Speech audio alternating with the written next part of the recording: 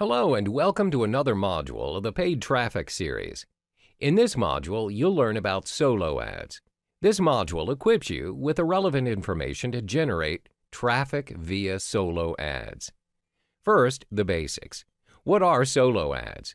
To make it simple, solo ads is a form of advertisement sent out to an entire or a portion of an email subscriber list. The rule is you are purchasing your intended audience or targeted traffic in the form of a mailing list. Your main goal is to drive them to your landing page. You may also purchase solo ads to promote an affiliate link. Where do you find your targeted audience on your intended mailing list? Generally, when you have ideal audiences in mind, you have two choices. You may deal with a solo owner where they have already established their own mailing list in a specific niche. You may also contact an ads broker who acts as an agent for this business. This will be further discussed in the following modules. When you purchase a solo ad, the emails sent to your audiences are dedicated emails. This means the emails revolve entirely around the product or service you intend to promote. The emails are focused on a particular niche area depending on the product or service advertised. This may range from the selling of supplements to fitness campaigns. In a nutshell, solo ads work best for those intending to drive quick traffic in large numbers. This can be applied in context where you are about to launch a product or if you need traffic to be sent to a web page immediately.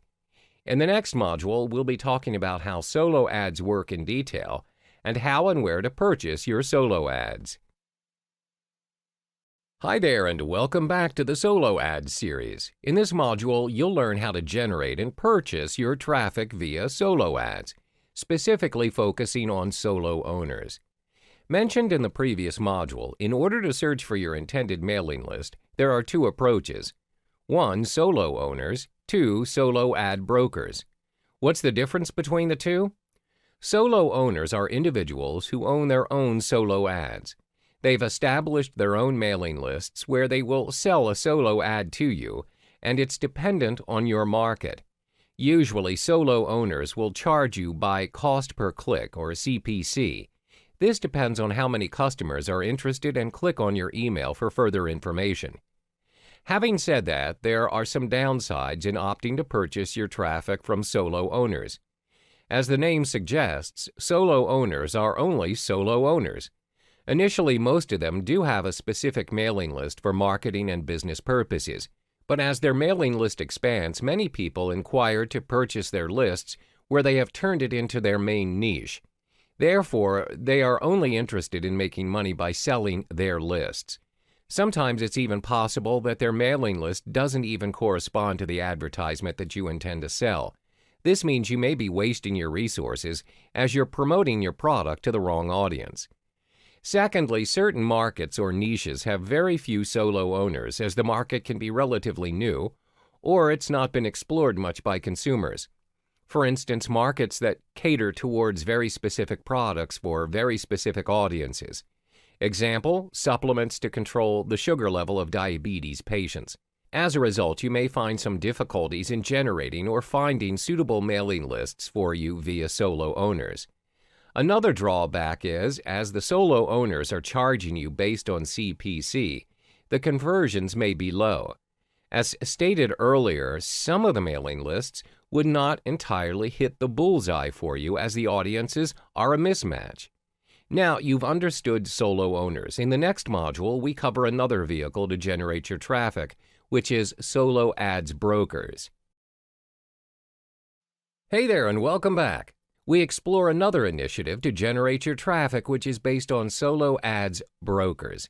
By the end of this module, you'll be able to weigh your choices in generating traffic. What are solo ads brokers and how do they aid you in generating traffic? Solo ads brokers are individuals who may manage 20 to 30 mailing lists assigned by their respective owners. They observe the progress of each list carefully. They're also known as the agents of solo ads, just like how real estate agents function in the property investment scene. They know which lists are active and which aren't. They also have an idea of the list's interests and how many clicks are made per list.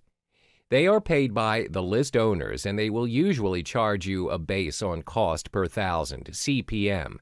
Therefore, you don't have to worry about the cost, as it is highly unlikely for them to charge you unreasonably. How do we measure CPM? CPM is a jargon referring to the cost of media vehicle reaching 1,000 audience. We will be discussing that in more detail in the following module. Usually, how solo brokers work is they advertise you on the traffic you should purchase based on available lists. When you test run your solo ad and you find it is not generating the amount of traffic you want, you can always go back and discuss about the problem that you're facing to your solo brokers. They are more than willing to help and compensate for your loss by doing what they call a make good, where they'll try to improve the situation. They'll either provide you with another mailing list or they'll give you discounts in your future purchases. It is in their nature to ensure that their customers have a good experience. That's because their goal is to sell as many lists as possible to the right market, and they want their customers to come back and make another purchase with them in the future. They want to be in the business for the long haul. This kind of transaction is also made available through Facebook Solo Ads group. It can be a public or a closed group. In a particular group, there will be solo ads brokers or vendors, as well as the buyers. The brokers advertise the lists that they sell. Meanwhile, the customers who purchase the lists can publish testimonials on the group's page. Therefore, the members of the group will get direct feedback, and this will enable them to weigh their selection of lists. Examples of solo ads Facebook groups are as follows. 1. Solo ads and funnel clicks market. 2. Solo ads, ad swaps, and email marketing. Again, one of the drawbacks is that solo ads brokers are also dependent on the market. You need to scout around to ensure you're dealing with the right broker where they provide you with the intended audience. Different markets have different solo ads brokers. Don't waste your resources by making the wrong choice. Hi there, and welcome back. In this module, we provide you with the golden rules to ensure your solo ad success. The two rules focused on in this chapter are to identify your target audience and secondly, to be specific in your advertising. When you intend to launch a product or service, you have your own target audience in mind. Without any consumers, there's no reason for you to even think about the product in the first place. The same case applies in solo ads. You have to know which market to focus on and whom you are servicing. The first golden rule: identify your target audience and be familiar with their demographics. For instance, if you're selling skincare products that specialize in getting rid of acne, the questions you want to ask yourself are, which age group are you focusing on? Are you focusing on males, females, or both? What type of products are they purchasing? What sites are they interested in and looking at? It's important to identify these factors as it'll aid you in being more specific towards your advertisement goals.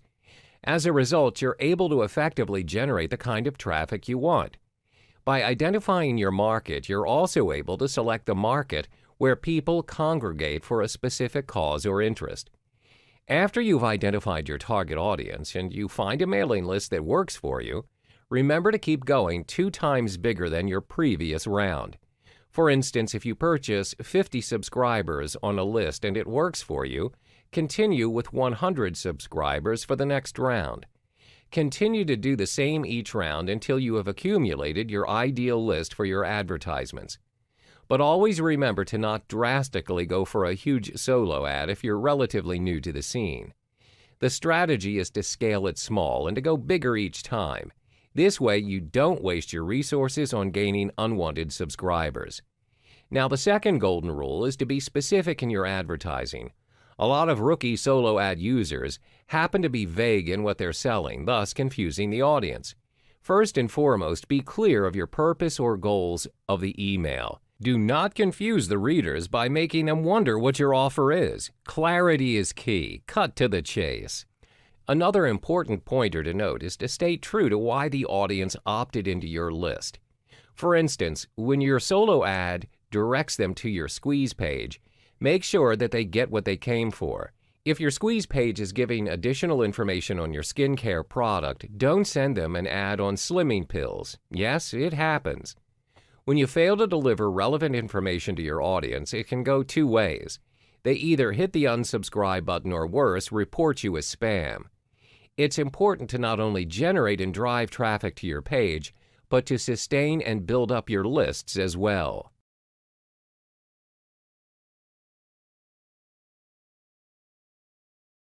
Hey there, and welcome back to the Solo Ads series. In this module, we'll be focusing on another golden rule where you can't afford to miss, which is knowing your numbers.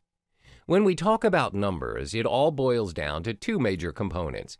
One, identifying the cost to purchase your solo ads. Two, tracking your progress. In any business, it's vital to identify the costs invested in your product or service. This is to ensure that you adhere to the budget and do not go overboard as a result, wasting your resources. When you have invested, the next step would be tracking your progress to identify if your investment generated profit or loss. Now, some people may think it's unnecessary to track your progress when you're only dealing with solo ads, but trust me, it pays to be systematic and calculative, especially if you want to go big. First and foremost, let's identify the cost to purchase your solo ads. When purchasing solo ads, you are usually charged based on cost per thousand. That's CPM. CPM is a marketing jargon and is the most common method in pricing web ads. It refers to the cost of a media vehicle reaching 1,000 people in audience. Some solo ad sites will charge you based on their fixed rate. For instance, it'll cost you $1,500 to advertise to a mailing list of a specific size. The M in CPM represents the Roman numeral for 1,000. The CPM formula is as follows. Cost of 1 unit of media program divided by size of media program audience times 1,000. Let's illustrate an example. The mailing list size for Market A is 100,000. The price for a solo ad referring to Market A is $10,000. Therefore, your CPM would be calculated as follows.